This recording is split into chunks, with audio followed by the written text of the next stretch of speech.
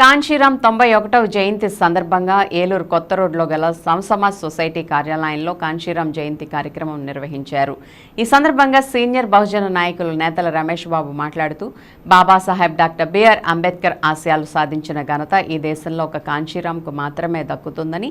ఆధిపత్య కులాల పార్టీలతో సంబంధం లేకుండా బహుజనులు స్వతంత్రంగా రాజ్యాధికారం సాధించగలరు నిరూపించి చూపి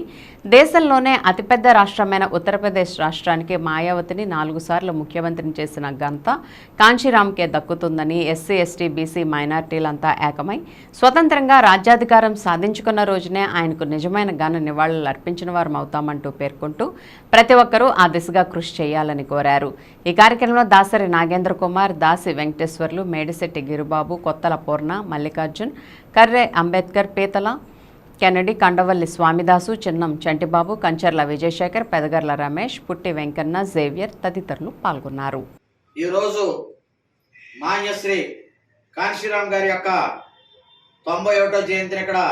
జరుపుకుంటున్న ఈ సందర్భంగా ఆయనకి ఘన నివాళులు అర్పిస్తూ విశ్వజ్ఞాని, ప్రపంచ మేధావి డాక్టర్ బాబాసాహెబ్ అంబేద్కర్ గారు ఏదైతే దశ దిశ నిర్దేశించి వెళ్ళారో, ఆయన ఆదేశించినటువంటి ఆదేశాల ప్రకారం తూచా తప్పక ఈ భారతదేశంలో రాజకీయ వ్యవస్థను ముందుకు తీసుకెళ్లినటువంటి ఏకైక వ్యక్తి మహానుభావుడు డాక్టర్ మాన్యశ్రీ కాంచీరాం గారు. ఏదైతే ఎస్సీ ఎస్టీ బీసీ మైనార్టీలు ఐక్యంగా ఉండే రాజ్యాధికారం సాధించాలని బాబాసాహెబ్ అంబేద్కర్ కలలుగా అన్నాడో, దాన్ని ప్రాక్టికల్ గా సాధించినటువంటి మహానుభావుడు మాన్యశ్రీ కాంచీరాం గారు. ఈ దేశంలో రూపాయి కూడా పెట్టుబడిగా లేకుండా 1984లో ఉత్తరప్రదేశ్ రాష్ట్రంలో బహుజన్ రాజ్యం సాధించడం కోసం బాబాసాహెబ్ అంబేద్కర్ ఆశయాలే అనుగుణంగా భారత రాజ్యాంగమే మేనిఫెస్టోగా పెట్టుకొని భారతదేశంలో దళిత రాజ్యాధికారాన్ని, బహుజన రాజ్యాధికారాన్ని తీసుకురావాలని మాన్యశ్రీ కాంచీరాం గారు బహుజన సమాజ్ పార్టీ ఏర్పాటు చేసి 94 వచ్చేటప్పటికి అనంతర కాలంలోనే ఉత్తరప్రదేశ్ లో మొదలైనటువంటి బహుజన పార్టీ మొత్తం దేశవ్యాప్తంగా జాతీయ స్థాయిగా గుర్తింపు పొందే విధంగా ఆయన కృషి చేసి మనువాదులకి అత్యంత భయంకరంగా ఉండేటువంటి, అనువుగా ఉండేటువంటి అతిపెద్ద రాష్ట్రమైనటువంటి ఉత్తరప్రదేశ్ లో బహుజన రాజ్యాధికారాన్ని